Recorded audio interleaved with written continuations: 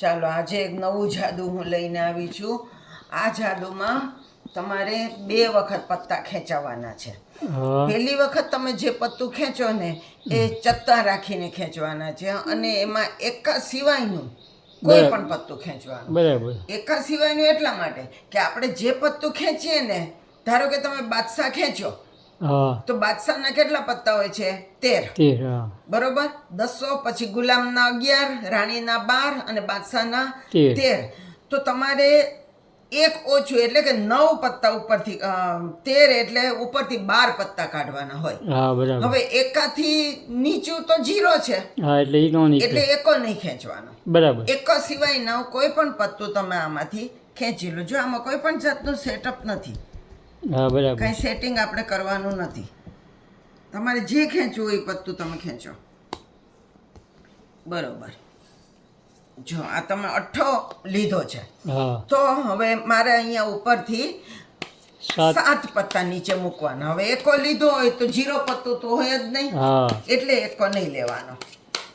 તો 1 2 3 4 5 6 7 અને 8મા નંબરે 8. બરાબર. એને ચત્તો રાખવાનો. હવે મારા હાથમાં જે પત્તા છે એમાંથી તમે કોઈ પણ એક પત્તું ખેંચી લો. આ પત્તું મને નહીં બતાવતા, એ કેમેરામાં બતાવી દેજો.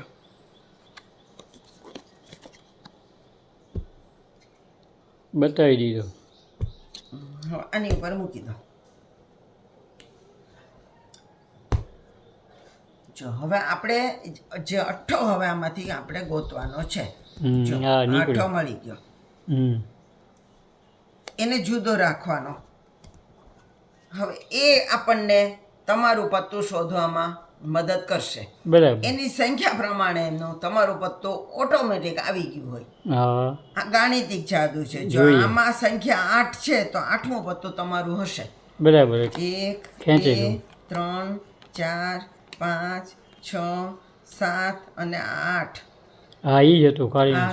હા ભાઈ. આમાં જે સંખ્યા આવી હોય એટલામાં તમારું પત્તું હોય. એકવાર હજી બતાવો. ચાલો એકવાર હજી બતાવું. સૌથી પહેલાં તો ચત્તા પત્તા રાખીને કોઈ પણ એક પત્તું તમે ખેંચી લો. તમને જે ઈચ્છા થાય એ ખેંચો. ચિત્ર લેવું હોય તો ચિત્ર લ્યો.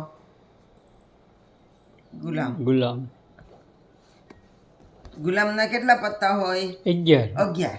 તો આપણે પત્તા કાઢવાના 10 અને 11મા પત્તા એ ગુલામ મૂકો. 1 2 3 4 5 6 7 8 9 10 અને ગુલામ 11. બરાબર. હવે મારા હાથમાં જે પત્તા છે એમાંથી કોઈ એક પત્તું તમે ખેંચી લો. એ કેમેરામાં બતાવી દો. હવે આના 2 ભાગ કરવાના. બરાબર.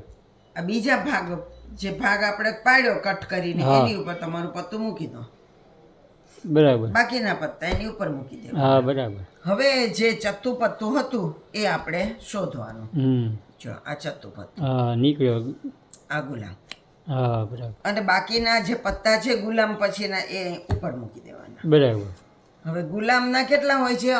11. તો એનો અર્થ એ કે 11મું પત્તું તમારું હશે. બરાબર. જે પત્તું પહેલા ખેંચ્યું હોય આપણે ચત્તું એ સંખ્યાનું પત્તું તમે ખેંચેલું પત્તું હોય. તો 1 2 3 4 5 6 7 8 9 10 ને આ 11. હા, લાલનો 9. બરાબર. હવે સાચું. બરોબર. હા, આ તો શીખવા જેવું છે. શીખવાડવું પડશે. એકદમ સાવ સહેલું છે. જો સૌથી પહેલા તમારે ચત્તા પત્તા રાખીને કોઈ પણ એક પત્તું ખેંચવાનું. જો આ વખતે આપણે રાણી ખેંચીએ. બરાબર. રાણી નહીં, સત્તો ખેંચીએ. ચાલો. બરાબર. સત્તો ખેંચ્યો તો અહીંયા 6 પત્તા ઉતરવાના. બરાબર. જે સંખ્યા હોય એનાથી એક ઓછું ઉતરવાનું. તો 1 2 3 4 5 6 અને 7મા નંબરે સત્તો મૂકવાનો. પછી હાથમાં જે પત્તા છે એમાંથી કોઈ એક પત્તું તમારે ખેંચવાનું. ધારો કે તમે આ ખેંચ્યું છે, ફૂલીનો પંજો ખેંચ્યો છે. એ જાદુગરે જોવાનું નથી. હવે આ જે થપ્પી છે મારા હાથમાં એ આ ચત્તા સત્તાની ઉપર મૂકી દેવાની બરાબર. અને પછી 2 ભાગ કરવાના. હમ. આ જે તમે પત્તું ખેંચ્યું હા આ ફૂલીનો પંજો એ આ જે કટ કર્યું ને એની ઉપર મૂકો બરાબર છે. અને નીચેના પત્તા એની ઉપર મૂકી દેવા. બરાબર. હવે પાથરીને જે ચત્તું પત્તું હોય હા ગલ્લો હતો આપણે સત્તો સત્તો. છે એને જુદું કાઢી લેવાનું બરાબર. અને સત્તાની નીચેના જેટલા પત્તા છે હા એ આની ઉપર મૂકવાના. બરાબર. હવે આ સત્તો આવ્યો એટલે 7મું પત્તું તમારું હોય. બરાબર. 1 2 3 4 5 6 અને આ 7 ફૂલ. હા ફૂલીનો પંજો જબરજસ્ત જાદુ છે ભાઈ, આ કહેવું તો પડે. આવી રીતે ઓટોમેટિક બનતું જાદુ. અહીંયા જે પત્તું ચત્તું હોય એટલામાં તમારું આવી ગયું હોય. બરાબર. વાહ તો ભાઈ તમે વાહ. પણ આ પ્રમાણે જાદુ કરજો તો તમારે પણ થશે.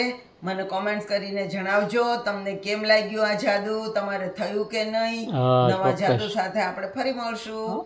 તો આવજો. આવજો.